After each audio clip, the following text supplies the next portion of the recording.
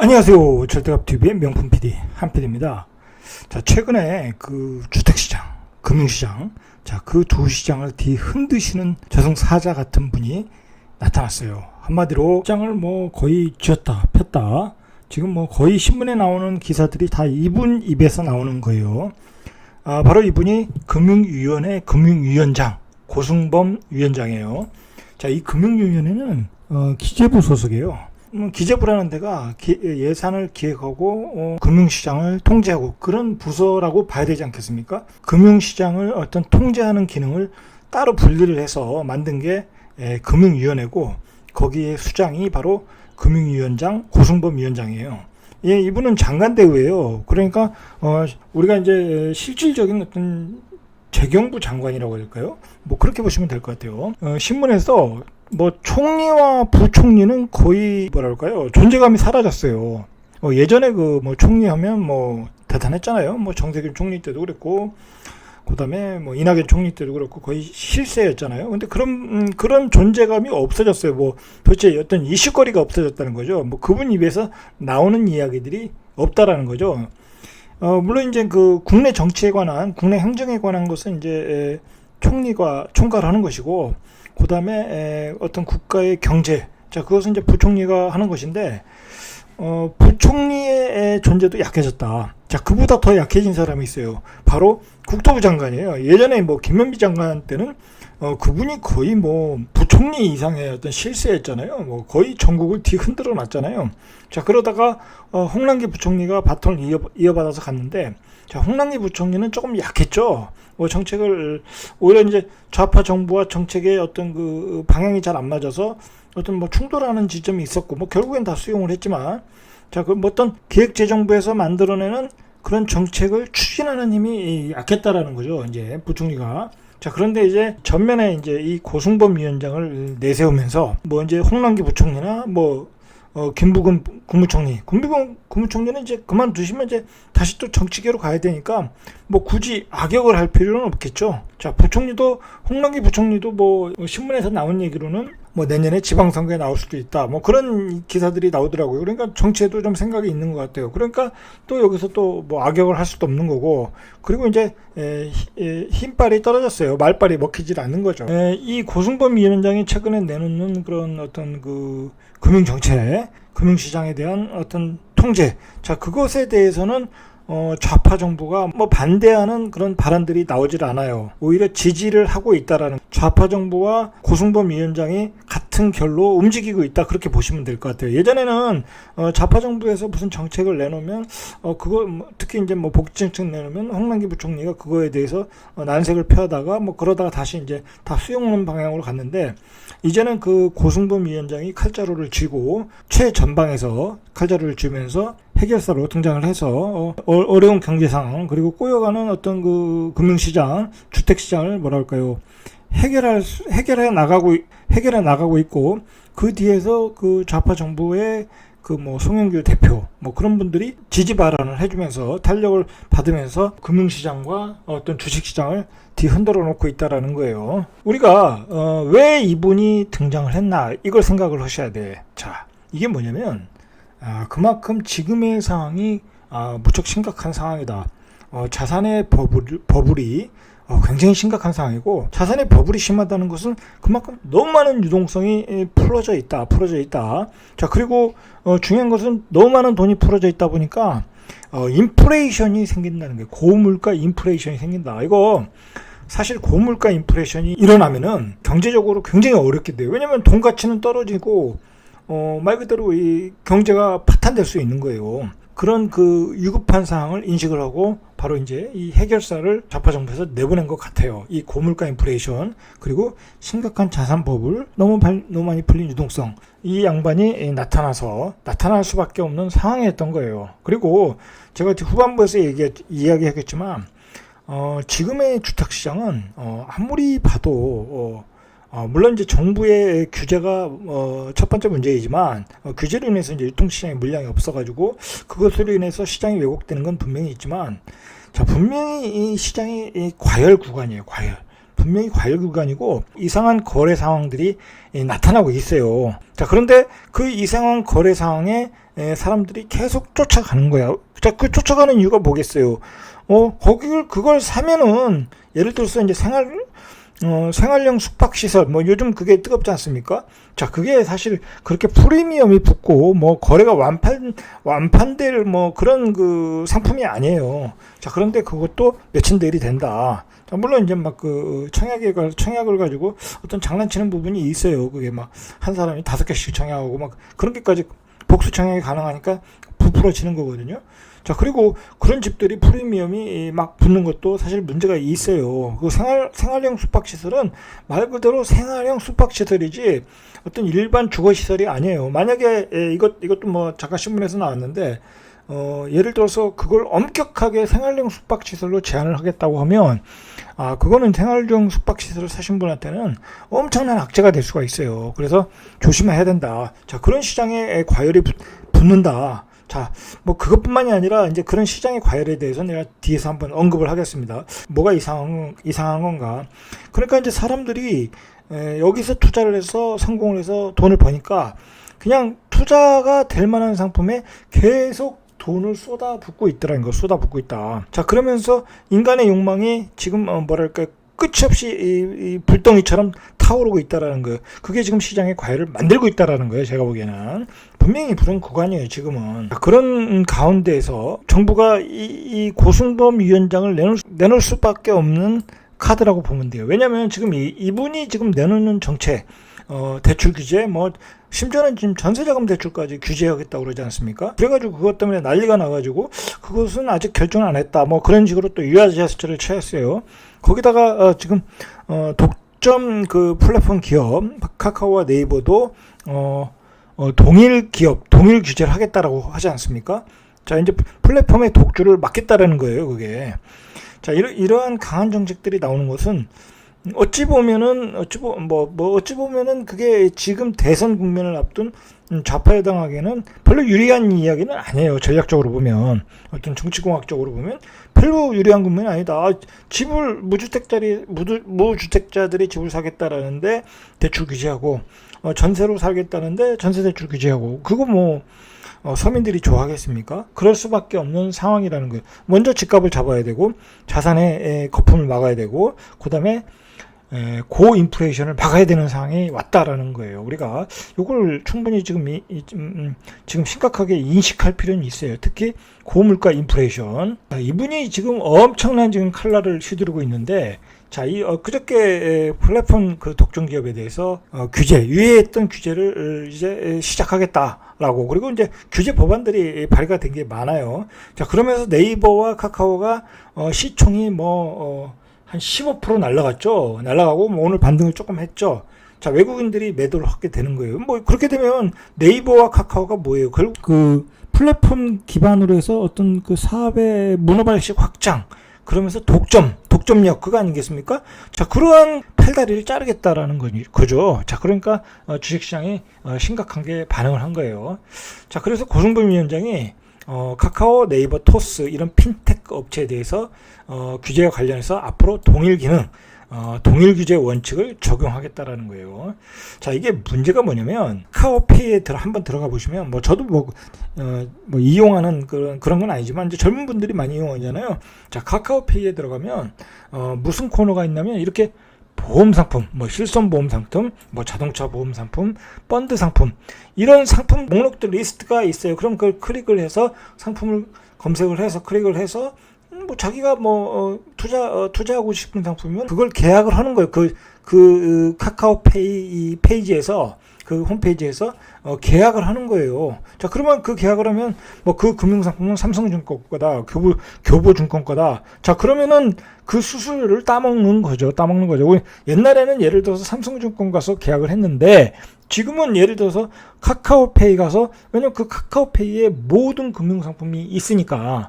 자, 이제 일종의 금융 플랫폼이 되는 거예요. 우리가 네이버 플랫폼과 같은 금융 플랫폼을 이제 카카오페이가 하려고 하다가 그것이 이제 매출의 한 30에서 40%, 한 30% 정도 된다고 그래요. 그러니까 라이센스를 가지고 해라. 아니면 뭐 페이지를 달리해서 예를 들어서 거기서 카카오페이에서 계약을 못하고 뭐 교부증권 상품이다 그러면 그걸 교부증권 들어가서 뭐 이렇게 계약을 하는 방식으로 뭐 일종의 이제 변경을 하라는 거죠. 이게 이제 이 독점 플랫폼에 대해서 문제가 됐던 게 뭐냐면 우리가 이제 뭐부터 생각을 해야 되냐면 타다부터 생각해야 돼요. 타다. 자, 타다가 어떤 문제를 일으켰습니까? 택시기사들이 난리가 났지 않았습니까? 그 타다 때문에 생존권을 위협받아가지고 그때 뭐 정말 그 자살하신 분도 많고, 만약에 그 타다가 금지가 안 됐으면 아마 그 택시 종사하시는 예전에 기사님들이 아마 많은 희생을 치렀을 거예요. 그때 정부가 이건 좀 문제가 있구나라고 상황을 인식한 것 같아요. 자, 그런데다가 카카오라는 회사가 계속 그 문어발시 확장을 하면서 많은 회사를 상장하지 않았습니까? 카카오뱅크, 카카오 게임 뭐 그렇게 상장을 하지 않았습니까? 자, 그 상장을 하면서 그리고 카카오 모빌리티라는 게 있는데, 자, 카카오 모빌리티도 그 이제 택시를 콜할 때 우리가 그 수수료를 지불하지 않습니까? 뭐 1,000원, 2,000원. 자, 그러면서 그것도 가격을 올리겠다고 그래서 여론에서 몰매를 맞았어요. 그래서 그때도 정부가 이건 문제가 있다라고 이제 상황을 인식을 했다라는 거죠. 그러면서 이제 독점 규제법들이 발의가 시작되면서 이제 더 이상 이걸 미루면 안 되겠다. 자, 그래서 이 금융위원회 위원장, 바로 저승사자 고승범 위원장이 바로 그동안에 유예했던 기간을 이제 종료하겠다. 유예 기간이 끝났으니까 너희들 살 길 찾아라. 그 라이센스를 만들어서 정상적인 영업을 하든지, 자, 그렇게 가라는 거예요.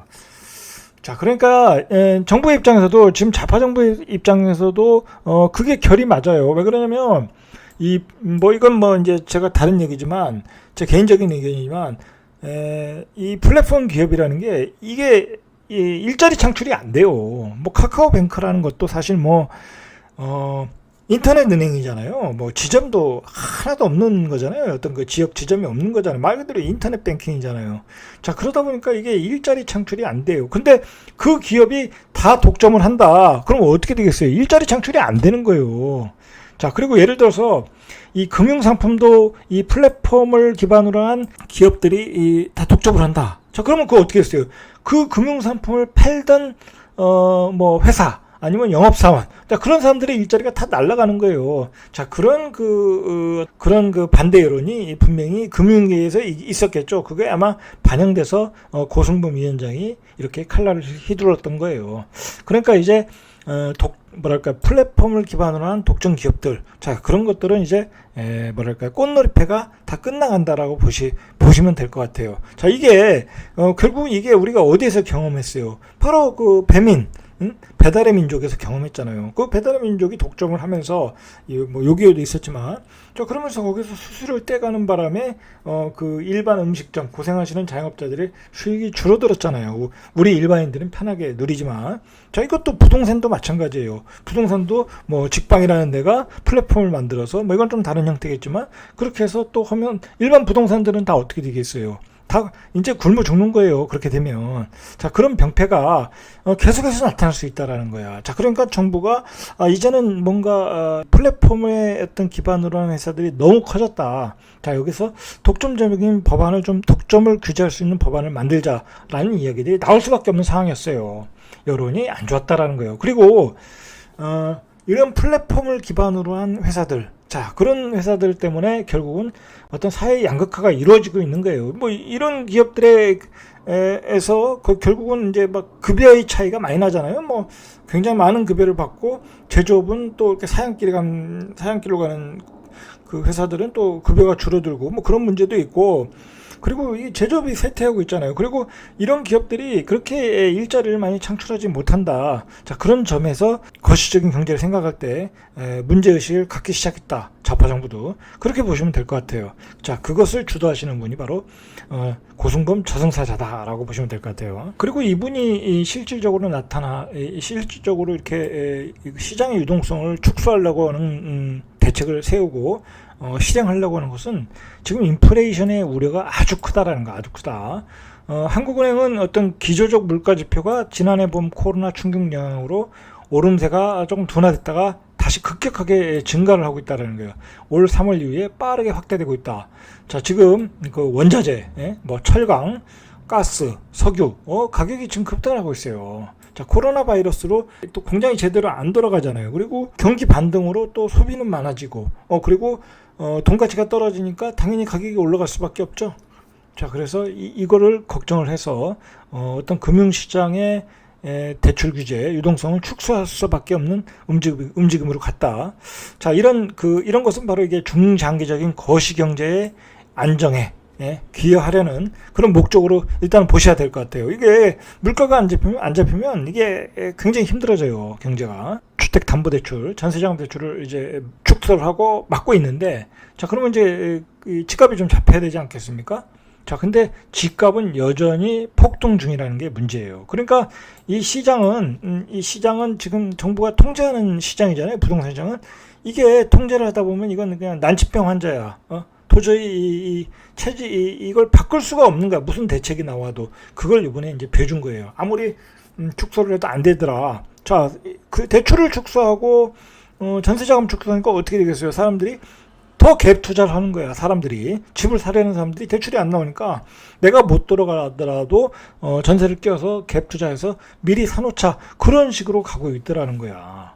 자, 그래서 이 한국은행이 이번 주 뭐라고 이야기를 했냐면 참 어이가 없는 소리예요. 이게 금리를 인상해서 집값을 잡겠다고 하는데 잡히지가 않으니까 금리로 집값을 잡기는 힘들 것 같다. 집값이 덜 상승하게 하는 정도의 역할밖에 안 할 것이다. 좀 그렇게 이야기하고 있어요. 자, 이게 문제가 있어요. 이게 지금, 자, 그래서 지금 집값이 지금 8주째 하이킥, 그냥 계속 폭등 중이라는 거예요. 그래서 그 기준금리 인상과 대출 옥죄기 등 정부의 다중규제가 경고에도 불구하고 수도권의 아파트 가격이 8주 연속 최고 상승률을 기록하고 있어요.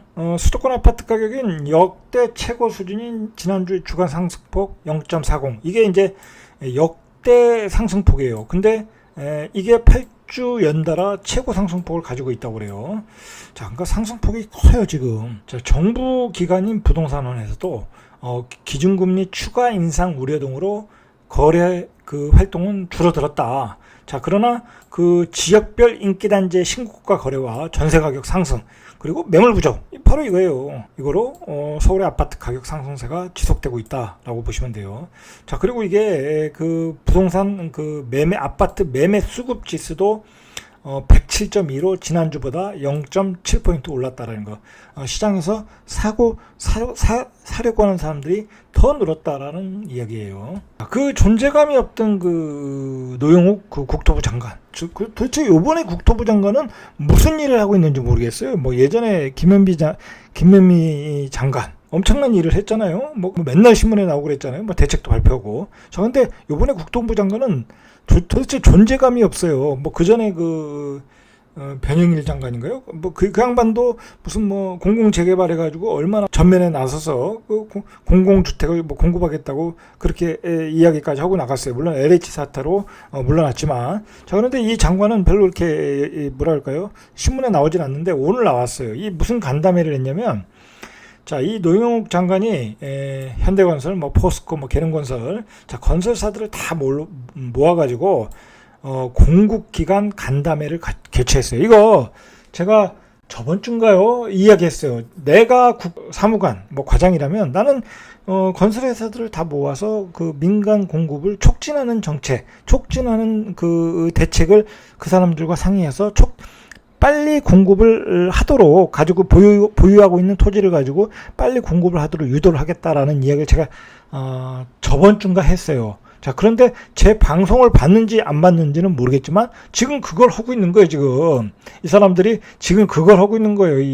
늦은 거죠. 이거 옛날에 했어야 되는데 지금 늦은 거죠. 어쨌든 지금이라도 한 게 다행인데, 뭐 제 방송을 보고 했는지 안 보고 했는지 모르지만 모여가지고 무슨 이야기를 했냐면 이게 이제 분양가 상한제 때문에 민간 주택 공급에 장애가 없는지 검토했다라는 거예요. 그러니까 당신들이 분양가가 낮아가지고 아직도 공급을 안 하고 있느냐 그걸 물어봤다라는 거죠. 그래서 그 분양가의 상한제에 대한 개선을 추진하겠다라는 거예요. 이 현 정부가.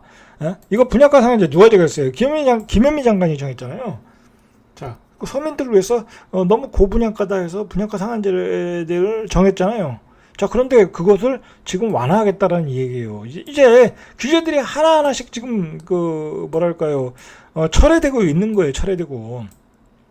자, 그러면 이제 이 분양가 상한제를 가지고 기다렸던 그 무주택자들은 굉장히 실망하겠죠. 정부에 대해서 배신감을 느끼겠죠.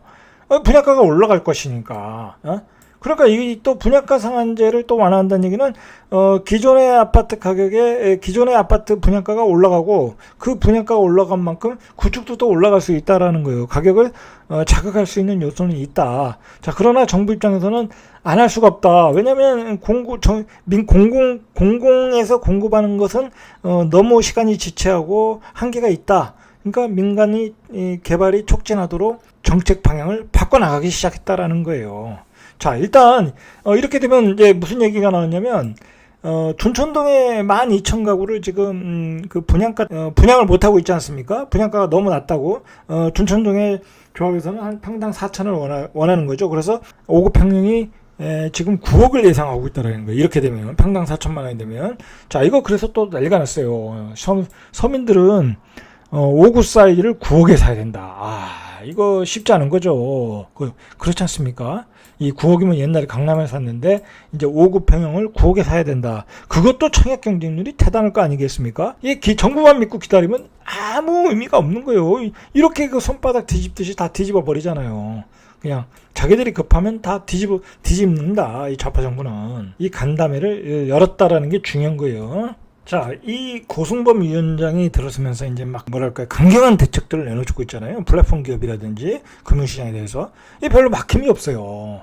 옛날 홍남기 부총리 때와는 결이 달라요. 이 홍남기 부총리가 뭘 내놓으면 좌파여당에서 막 반발이 나오고 좌파여당에서 내놓는 정책에서 홍남기가 또 이게 반발하고 막 그랬는데 완전히 주도권을 지금 고승범 위원장이 다 가지고 있어요. 그러니까 총대를 맡긴 거야. 벌써 이제 코드를 맞춰놓고 총대를 맡기기 시작한 거예요. 그만큼 지금의 상황이 긴박하다라는 거야. 여러분 긴박해요 지금. 집값 급등 이거 사실 이거 제가 봐도 심각해요. 심각하다. 이 집값 급등 그 심각한 정도를 넘었어요. 세상에 아파텔이라고 해야 되나요? 한남동에 무슨 아파텔 하이엔드급이라고 하지만은 7구형이 20억이 넘어요. 20억이 아파텔인데 그게 말이 됩니까? 그 나홀로 아파트에 아무리 고급으로 장식을 했다고 해도 20억이 넘는다. 그것도 시세 차익이 있다고 그걸 사는 사람이 있더라는 거예요. 자, 이거 거품이라는 거야, 거품. 거품인 거예요, 그거는. 자, 여러분들이 계속 올라가니까 거품이라는 건 모르죠? 나중에 보시면 아실 거예요, 나중에 보시면. 그리고 지금 인플레이션도 심각하다. 자, 이 상황. 그리고 지금 국가 부채가 급격하게 증가하고 있어요. 왜냐면 좌파 정부는 퍼플림이잖아요. 그냥 계속 돈을 풀어 제끼는 거니까. 이번 대선에서의 이슈가 뭐예요? 그거잖아요. 기본소득, 기본금융, 기본주택 그거 아니겠습니까? 그분 계속 돈을 푼다는 거예요. 만약에 좌파 여당이 집권을 하면 계속 돈을 푼다. 그럼 앞으로 국가의 부채는 늘어난다. 자, 그러니까 지금부터 좌파 정부 입장에서도 돈줄을 조일 수밖에 없는 거예요. 조일 수밖에 없다. 여기서 자산시장이 너무 거품이 된다고 하면 자기들이 푸는 돈이 있잖아요. 자기들이 재난지원금이다 무슨 포퓰리즘으로 푸는 돈이 다 자산시장으로 들어가서 그 자산을 더욱 거품으로 만들 것이다 라고 좌파 정부도 알고 있는 거예요. 자, 그래서 고승범이라는 사람을 내세워서 칼날을 휘두르고 있는 거예요. 자, 제가 보기에는 이 대선 이후에는 그 칼날은 더욱 만약에 이제 좌파 정부가 이제 정권을 또 잡는다고 하면 그 칼날은 더욱 세게 강하게 휘둘릴 수 있어요. 대출은 더 쪼일 수 있다라는 거예요. 금융시장은 더욱 유동성이 축소될 수 있어요. 자, 그러면서 예를 들어서 더 많은 세금을 걷어드리겠죠. 고액 자산가들, 고가의 집을 가진 사람들한테, 다주택자들한테 더 많은 세금을 걷어들인다. 자, 그래서 그걸 가지고 복지를 필 수밖에 없는 거예요. 그래야 국가 부채가 그나마 줄어들 수 있으니까. 그렇지 않고서는 방법이 없어요. 좌파 정부가 유지할 수가 없어요. 새로 계속해서 부채를 가지고 복지 정책을 필 수가 없거든요. 그럼 세금을 걷어가지고 해야 되는데 그 세금을 법인세로 걷으면 법인세, 부가세로 걷으면 가장 아름다운 모습이지만 법인세라는 건 한계가 있잖아요. 기업이 벌어져 있는 한계가 있으니까. 그리고 우리가 내는 근로소득세를 많이 내야 되는데 우리나라는 그런 유럽식 사회주의가 유럽식 복지국가가 아니잖아요. 그러니까 결국은 부자들, 다주택자들한테 세금을 많이 거둘 수밖에 없다. 그리고 월세 소득에서 많이 거둘 수밖에 없다. 자, 그래서 이 좌파 정부가 월세로 더 유도하는 경향이 있어요. 분명히 제가 보기에는. 자, 그래서 제가 정치적 리스크를 이제는 앞으로 5년, 7년 정치적 리스크가 크다. 다주택자 입장에서는 굉장히 많은 세금을 앞으로 내야 돼요. 자, 그런 점을 유념을 하셔야 되고, 자, 그리고 어쨌든 좌파 정부 입장에서는 이 집값을 잡는 것이 목표이고 인플레이션을 잡아야 되니까, 자, 그 돈들의 더 많은 돈이 자산이 버블이 된다는 얘기는 더 많은 대출이 나간다는 이야기잖아요. 그잖아요. 전세값이 오르면 더 많은 대출이 나간다는 얘기잖아요. 그러니까 먼저 버블부터 잡자. 자산의 버블부터 잡자. 자, 그 얘기 아니겠습니까? 그래서 대출을 조이겠다는 거지 않습니까? 자, 그걸 잡지 않으면 계속 대출이 나가니까. 그리고 대출이 나가면 그게 또 유동성이 돼가지고 또 자산 버블을 만드니까. 자, 그래서 대출을 조일 수밖에 없다. 자, 그렇게 보셔야 돼요. 앞으로 대선 이후에도 그게 더 세게 될 것이다. 자, 이제 좌파 정부도 그동안 학습 효과라는 게 있어요. 김현미 장관 그 양반 같이 아무것도 모르는 양반이 장관을 해가지고 어떤 그 시장 경제, 부동산 시장을 왜곡시켜 만들어 놓고, 홍남기 부총리 같이 뭐 그냥 유유부단한 사람이 앉아가지고, 결국은 또 이렇게, 경제가 통제가 안 되는 상황으로 갔고, 자, 그러다 보니까 이 마지막 히든 카드가 나온 게 바로 고승범 위원장이고 마지막 카드가 바로 금융시장을 대출을 쪼이는 거라는 거예요. 자, 그나마 대선이 있으니까 지금 이나마 쪼이는 거예요. 그러나 대선이 끝난 이후는 더욱 강하게 쪼일 것이다 라고 보셔야 돼요. 마지막으로 제가 이제 요즘 시장에 대해서 이야기를 하는데, 저도 이제 많은 이야기를 듣지 않습니까? 강사들한테 이야기를 듣고, 자, 그러면서 그러니까 시장의 투자자들이 움직이는 걸 다 보면은 한마디로 이 욕망이 극에 달했어요. 제가 보기엔. 계속 돈을 버니까 투자하신 분들은 그냥 집만 사면 돈을 버는 거야. 썩빌 사도 벌고, 오피스텔 사도 벌고, 아파트를 사도 벌고, 아무거나 사도 벌으니까, 먹고 팔고 하니까 어떻게 되겠어요? 자, 이제, 그냥, 말도 안 되는 상품들이 거래되고 있더라는 거예요. 시장에서 말도 안 되는 상품들이.